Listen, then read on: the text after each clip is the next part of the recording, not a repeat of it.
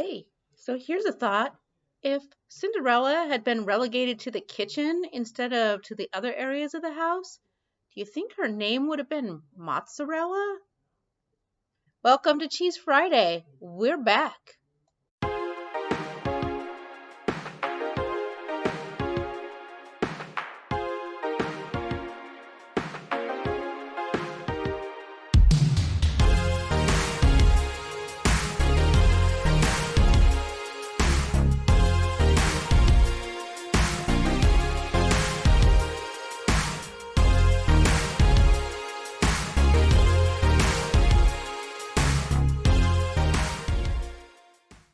Hey, good morning, everyone. And I recognize that in my intro, I said we're back as if we had really been away. But I haven't eaten cheese physically in a very long time. We did some recordings before we started, and then I didn't eat last week of the cheese. But this week, it's time. So I've got a real treat. Well, it's a treat to me, and I hope that they are to you as well. This is burrata. It is an Italian cheese. It is a mozzarella. And yes, it just looks like two giant glowing globes on my plate. They're not that big. Pick it up. It's soft. You can see. There you go. So for scale, now you can see it's not softball size. It's golf ball size. Now, what makes burrata special, even though it's a mozzarella, is the way it is made. Is they take the mozzarella and they tear bits of it up while it's really still soft, and they take that and put it into a cream, a lovely milk, and it just gets like super, super soft. That's the stracciatella. So, and I just said that wrong, but we're gonna just pretend. You know what? I'm not Italian, so some Italians can come at me and tell me, "Girl, you need to learn how to speak," and someone can teach me, and it'll be better. But those stretchy little stringy, delightful milk, soft pieces are phenomenal, and they do feature in other things as well.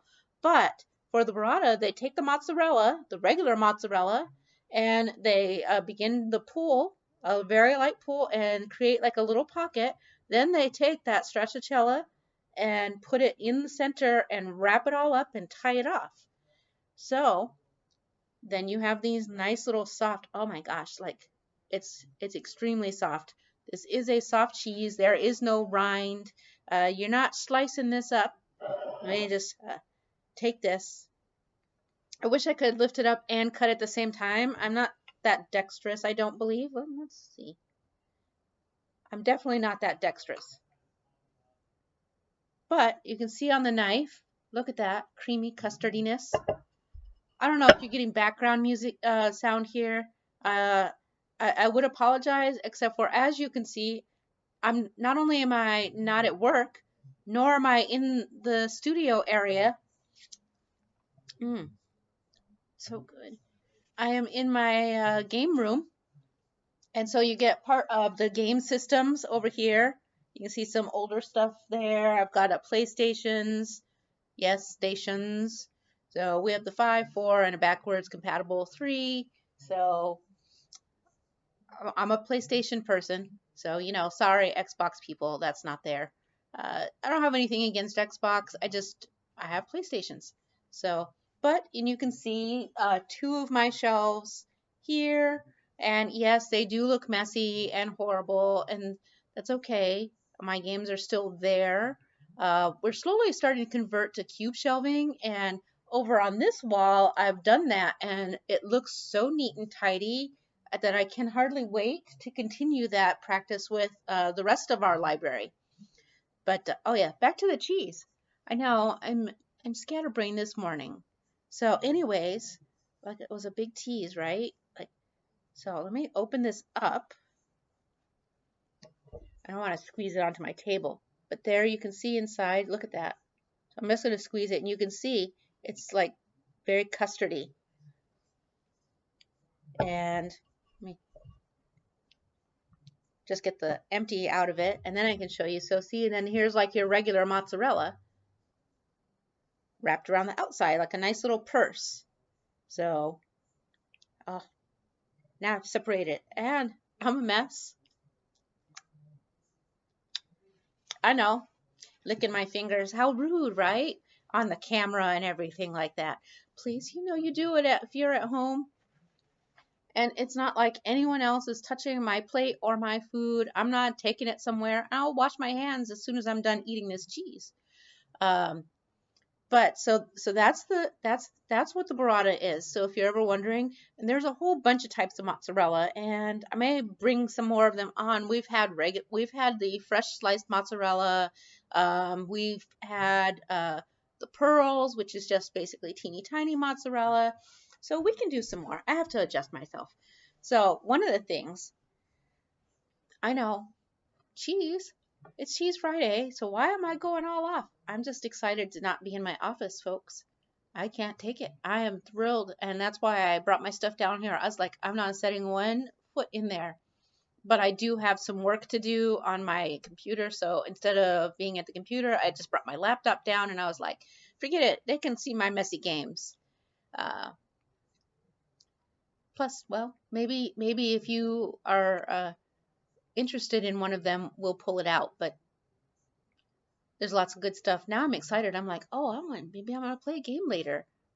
There's I've got these two shelves here. There's another full shelf all the way up to the ceiling over there, and then two more shelves over there, and the little teeny tiny shelf right over here. Yes, I have a whole room full of board games. So I'm gonna eat this mozzarella, this burrata, and probably on some crepes. I don't think, since I've been blabbering on like a crazy person this morning, I'm not going to film my first. You've seen egg crepes before. That's what I'm going to have, egg crepes and cheese. So I think that's going to be delightful. And then I think I will see where I'm at, and I'm going to eat a fat coffee. I do have some news. I know, so much for Cheese Friday, right? Oh, but look at how delicious it is. And I'll eat a bite before we're done. I'm just going to combine this whole thing, Cheese Friday, Schmeese Friday, even though it's my favorite. We're also doing the daily vlog. Uh, I think that the shrimp has to go. Previously, I said I didn't feel great after eating it, and I thought it was maybe just the reintroduction for my gut biome. But I didn't have any day before on Wednesday when I was reintroducing the bok choy, and I felt fantastic, and everything like resolved in the afternoon. And then yesterday, as part of our holiday meal, we had steak and shrimp. And afterwards, even though I ate our my lemon curd and meringue, which were all ingredients I was fine with, previously I had the shrimp. I didn't even eat a lot of it, but about an hour after my meal, my stomach was like very bloated, and I just didn't feel good. And I don't even feel fantastic today. Like, I question whether I should be reintroducing or if I should have waited a couple days. But I decided Cheese Friday, I'm going for it. Um, so I'm gonna not have shrimp for a good long time. I'll just give it to my kid. There was a little bit of leftover that I'm like, well, they can take it and stir fry it with some cauliflower rice and enjoy a nice little meal there. Because if you just throw it in right at the end, it'll still warm up without overcooking. And they can take the remainder of my shrimp from the freezer. Then when I feel like I might want to try this experiment again, I can always pick up another batch of shrimp at the market. I'm really sad, but I cannot deny that while I didn't get hives or anaphylaxis or anything like that, it's the only ingredient where after I ate it, I've had this feeling. And you guys, my stomach hurts. So it crushes me because I love shrimp. It is one of my favorite foods ever. So, que sera, sera, I guess. So I'm just going to take it out. I'm going to try it again a long time from now. But I'm going to keep trying my other foods first. And I was definitely ready for this. Let me just get myself a bite. I've got a bite. I've scooped some of the cream back into it. And the lighting from the camera just makes it glow. That's all right. Mm. Mm. Oh my God. It's heavenly. And part of it is because it's been so long since I've had like anything creamy dairy-ish, but also because I love the texture. The flavor is so fresh and I don't know, it's fresh and light. There's maybe just like a teeny tiny hint of the sourness on the back end, but oh crap. Are you kidding me? So I said that because I looked and I thought it wasn't recording sound, but it's there. I was worried, folks. I was like, I just did like this whole half hour. It's not a half hour, but it feels like it. And I was like, Anna, I didn't have audio. WTF? But no, it's there. It just was scrolled off the screen. Anyways, it's fresh and light. It really doesn't have any smell. We always talk about smell and rind and color. You can see it's glowing white. It's not goat cheese. It's still cow's milk.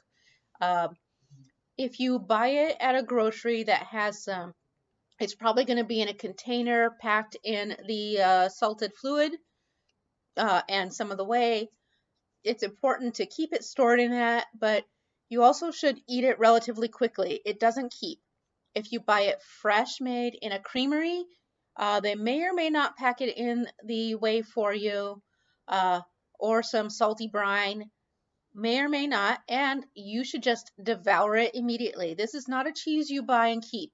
You can't seal it up and store it for a long time. You've got to go through it. And that is going to be my reintroduction. I'm just going to eat this today. Um, like I said, I'm going to have these 2 globes now. I've got 2 more that I will eat first thing tomorrow morning, and that'll be my 2. That's plenty. It's a lot of cheese. So that should do it. And um, I feel like I'm forgetting things, but it is what it is. It's the day after, and I am scattered. We are not normally Black Friday shoppers. However, uh, I have a low to the ground Japanese table that was constructed by Attila, a newer type of project for him. It's gorgeous. I'm loving it. It's really nice to touch. Uh, I've got to figure out a way to like move this camera around a little bit so I could show you these kind of things. It'll be so cool. But we don't have the low to the ground chairs yet. We're going to build those. And so decided that we're going to brave it and go outside, yes, on Black Friday and go to a store. But we're going to wait a little bit so like crazy people are already done with all of their crazy shopping. So I'm excited for that. But I am sitting on like, I have my little meditation bench. I'm sitting on that and it's just right. I'm so thrilled. I love it. It's the best. It's so nice. And of course it'll be great. Our board games will be here. So lovely. I'm just excited. So, a day in the life. It's kind of more a vlog of daily what I eat than Cheese Friday, but I still introduced the cheese to you, so I hope you love it. Ways to serve the burrata. I mean, obviously I'm eating it straight up. I'm actually going to go grab some salt and lightly salt it a little bit. And but a popular way to eat it would be if you had like the crepe and you melted and warmed this burrata, and then you put like a little sploosh of olive oil, basil, and some tomato. What a dish! I'll tell you, mm, chef's kiss for that. So that's a great way to prepare it. I would not put this on a charcuterie. It's a larger amount, so you really want to hand that for a nice little sitting with one other person, or just have one globe by yourself. Eat it with a little cracker on the side. Again, that little drizzle of the olive oil and a balsamic vinegar would be heaven. I'm very big on the basil and tomato. I think that is a great way. Just a nice little side dish. It's an excellent side dish with a hearty steak. Um, but it's not great for a charcuterie because of the way it cuts. You have to cut it and you split it open, and then the milk sort of spread around on the plate.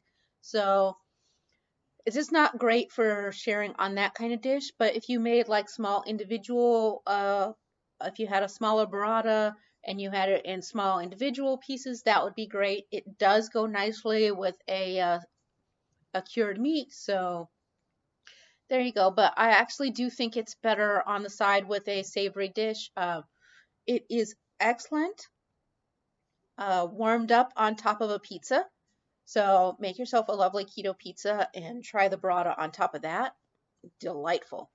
So, all right, there's our Cheese Friday. I will tack on a game for today, and we will go from there, uh, and a meal too. Then we'll finish this up and get it out. See you guys later. Bye bye.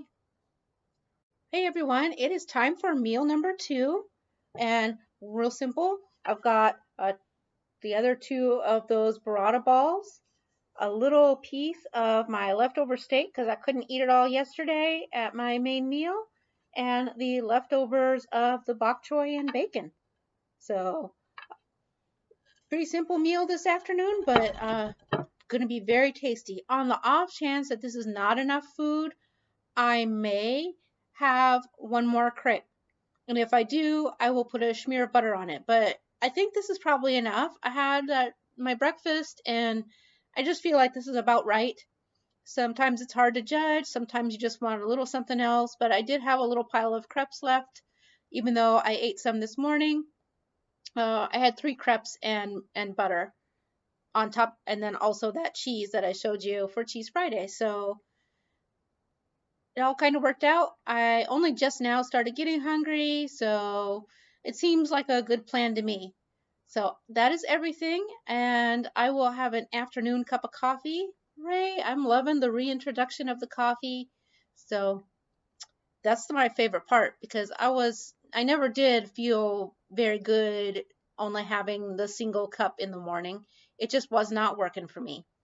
I find it extremely warming and comforting in the afternoon, and switching that over really made a big difference. So, yay for that. Uh, Next weekend, we're going to the indie meetup, and I have to chuckle because Attila's going with us and with with me, and he said it'll be nice to see everybody and be social when not feeling like complete garbage from caffeine withdrawal. Because when we had our KetOH-IO meetup, he went, uh, and helped me carry all the stuff. But not only was he not like super social, he said he later that he kind of wanted to be, but honestly, it was all he could do to drive there and to sit at the table with his pounding head because it was our first day of BBBE in this entire household, and he went from drinking an entire pot of coffee on his own and probably some from another pot plus espresso shots to only 1 cup. Like he didn't taper down like everyone else. So it was a hard, right off like the Band-Aid. So yeah, hopefully this will be a much better adventure. Plus, who doesn't love chicken wings? That's going to be my chicken reintroduction, by the way, chicken wings. So I'm super looking forward to next week. If you are in the Indy area and you're interested in a keto meetup, reach out to Jackie's Jinx Journey. She has a YouTube channel. It's really nice, and she's one of the people who are working on putting it all together. So uh, that's where you would reach out to. You have a good one. I'll be back with Game of the Day. Hey, good afternoon, everyone. So I said I would come back with Game of the Day, and so I thought we are done with Thanksgiving, so the next major holiday is coming up, and so what better thing than a themed game, Santa's Workshop.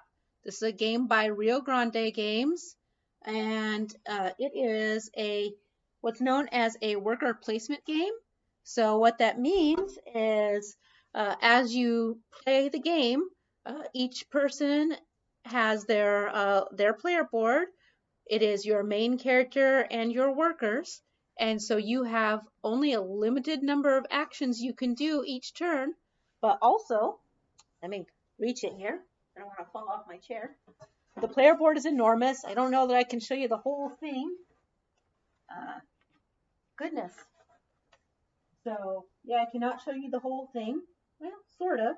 Anyways, each of these areas on the board are different activities. You've got the workshop, the classroom, the deer area, and the area, all of the different spots that you can visit within there. You've got your scoring track around the top. Um, and as you work through, let me get you are trying to do, this would be your player board where you would have your workers. Let's see, your workers. You have your meeples and your main player token, and each of your meeples are your workers, which are elves building toys in Santa's workshop. How do you do such things? Well, there are letters from Santa, or letters to Santa, and on the back of those, they have the order. The order tells you what materials you need to build the toy. And so you have to go to all the different areas. Maybe you need coal, maybe you need plastic. There are a lot of different materials. You'll catch it all up. But as you go and you collect those to your player board each round, uh, you'll use those materials to fulfill orders. Now, here's the trick though. If you build a lot of toys out of plastic, you'll get periodically a bonus for completing the most. Only one player gets that bonus, but they're not as good as other toys. So someone who spent the time to build higher quality toys gets more victories. The person with the most victories at the end of the game wins. But here's the trick. You have limited number of actions you personally as a player can do. However, there's no guarantee that you can do the actions you want because the number of things that can be done on the player board are limited as well. So as the rounds go, by the time you get to like round 5, when everybody wants to be, producing, because you go around and you collect materials, you go to classes for training, you do all of the things, you go and you see the reindeer and get things there. By the time you get to producing, if you wait till the end and you have 5 players, one player is not actually going to be able to produce. There won't be enough spaces on the board. So you need to fight for the first player token so that the next round you can produce and someone else gets screwed. But if you strategize great and you think ahead about your turns and you are willing to upend those strategies and think of a way to do things differently when you cannot take the actions you want to take, you will do well.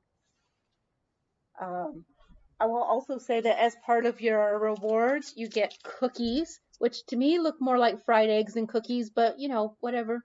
So there are 3 cookie plates. There's some 1 cookie plates in here somewhere as well. Every so often, let me dig through my pile of parts. Whoops.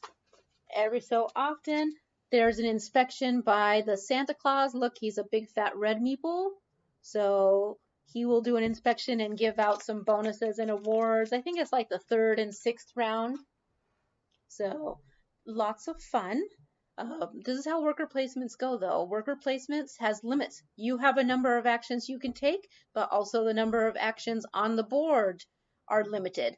So there's 2 kind of ways where you have to really think about what you are doing and how you're going to accomplish those goals. Is Santa's Workshop the best workers placement of all time? No, but it's pretty good. It does get a little bit over tight if you have all 5 players. That's not a bad thing, but sometimes it does make it a bit more of a challenge. And for usually at least one person, sometimes they get frustrated because of how tight it gets. I tend to play with a lot of people who love for the game to get tighter and tighter and tighter. So, and I personally also love that. The pressure really works for me. I enjoy that a lot. If you want to know what I think is the best of all the worker placement games, Stonemaier Games publishes Viticulture. Now they're on a new edition. Previously, you needed the Viticulture Essentials plus the Tuscany expansion. Their new edition, which I do not own yet, I will acquire it, um, is spectacular. I have played the new edition, so that's great. But I'll tell you, there's not a game that Stonemaier Publishing makes that I do not love. And we will talk about a bunch of their games in the very near future now that it's on my mind. But Santa's Workshop, it's a great. Rio Grande games are very affordable. Some of them are not as delightful as others, so reach out to board game people and find out which ones are worth acquiring. Santa's Workshop, I love it. Plus, it's a crazy Christmas theme, and I love really good themed games. Don't get me wrong, if the right mechanics are and the theme kind of sucks, I'll still enjoy it because I like good mechanics more. But a good theme with pretty good mechanics, and, like I said, holidays, who doesn't love all of that fun stuff? I mean, I know, and look, I'm not even a Christmas person, but I love Christmas games. I love themed games. So um, I gotta say, it's a good one. It's a great game for families. There's nothing bad in it. Like I said, there can be some frustration, but not bad frustration. Not like Monopoly, where you're not going to talk to your brother for 30 years because of that one game. No, it's fine. At the end, when it gets real tight and you can't do all the things you want to do, you just be like, and then it's over. And then you play something else and it's all fine. So it's a great one. And because Rio Grande is affordable and accessible to people, they are great games to acquire and share with friends and family. So that's our game of the day, Santa's Workshop. 2 thumbs up. Anyways, so now that we've done game of the day, I'm just going to tell you that I did not need any extra with my meal number 2. I did decide to have and enjoy my coffee, and I enjoyed it a great deal. So I sat and relaxed, and obviously I am watching some anime. So uh, that's my day today. I had been released to drive, and I've driven a little teeny bit, but like just going to the grocery store, which is like it's 5 miles round trip. By the time I get back, my ankle is irritated and in pain again, so I have to really be careful about that. So I'm still lazy. It's making me crazy. I don't like it. I don't feel great after not moving. I will tell you that since I had no shrimp today, I'm not experiencing a lot of the discomfort that I had yesterday and very early when I got up this morning. In fact, I feel great. So to me, that's good because it means so far the cheese isn't bothering me. I am definitely crushed because while I was really hoping that I would say that it was in my head that the shrimp wasn't bothering me, the pattern seems very much to suggest it. So I am going to make it go away for quite some time, and then I will try it again sometime in the future and see if things are different. Good news is that the salmon was great and hunky dory, so yay for that. Um, yeah, I don't know. I know a few people who are thinking of trying a round of BBBE, so if you feel that you need to do that elimination and you want to be talking with other people going through the same thing, let me know. I will hook you up. You might be hearing some background noise. Sorry about that. Other people are watching TV in the other room, and it's my very own fault for moving down here to the game room instead of being in my office or downstairs in the studio. Like, you know, that's just what it is when you share space. But so I hope that you had an amazing day yesterday. And let's see, since today is Friday, don't forget that we will have the live stream on Ready Set Keto. They're always great people to observe and talk to. And of course, tonight, later this evening, it is Hungry Horde Night on the Hungry Heath channel. So we get to talk with the Warden and Hungry Heath. And they always cook up some really awesome stuff. I don't know what they're making tonight. I'm sure that they're putting it up. I know they've talked about ABTs because I believe last year this time was their first time that they made them. Uh, I definitely recommend. Just tune in and chat amongst ourselves. It's a great time. It's a good evening. It's nice because what are you gonna eat? You don't want to be out tonight. It's Black Friday, and I know like all the shopping madness is gone, but now people are going out in droves for all kinds of stuff. Relax, stay at home, shoot the breeze with your keto peeps, and have a good evening. That'll be a great, great evening. Other than that, it's all good. Let me know how your extra long weekend's going, or if you don't have one, I hope that your work day was not too terrible. So, because I know, like, the mail people are working, postal and UPS and FedEx are all out delivering. Kudos to them. Of course, every retail had their nightmare day today. Boy, I hope if you went shopping, you are super extra nice to them. Uh, what a horrible day. So, for them. Personally, it's been pretty good for me. And as a reminder, Sunday night live stream, we will be doing the grocery coffee tastings. Who knows? Maybe I'll like a bunch of it. Maybe some of it will be in my head and I won't even hate the Folgers coffee when I get to it because I won't have the labels. So and I'll just be tasting and maybe it'll just pass me by and I'll be like, "Oh yeah, that was great." Who knows? Let's find out, right? When all things are equal because it's grounds in the hot water in a teeny cup, you never know what's going to happen. So I will see you guys there Sunday night, 6:30 p.m. Eastern, Radical Geek live stream coffee talk, and we are doing a grocery store coffee tasting, a little play off of the super famous James Hoffman, who did all of way more American coffees than I have. And he was pretty harsh on a lot of them, which, I'm pretty snooty myself, but I'm no pro. I do not have a pro palate. I have an average Joe sort of palate and I like my coffee sturdy, where he likes a lighter medium roast, a sweeter sort of blend. So it'll be interesting to see how we differ. I've been in the United States my whole life, drinking coffee since I was very young, so our palates are definitely very different. Plus, being keto changes your palate, so I'm super looking forward to seeing what I come up with. So see you then, and I hope that everything is amazing. Leave some comments down below. Just check in with me. That's what I'm looking forward to. I just like seeing our interaction together. Plus, it's also good for my metrics.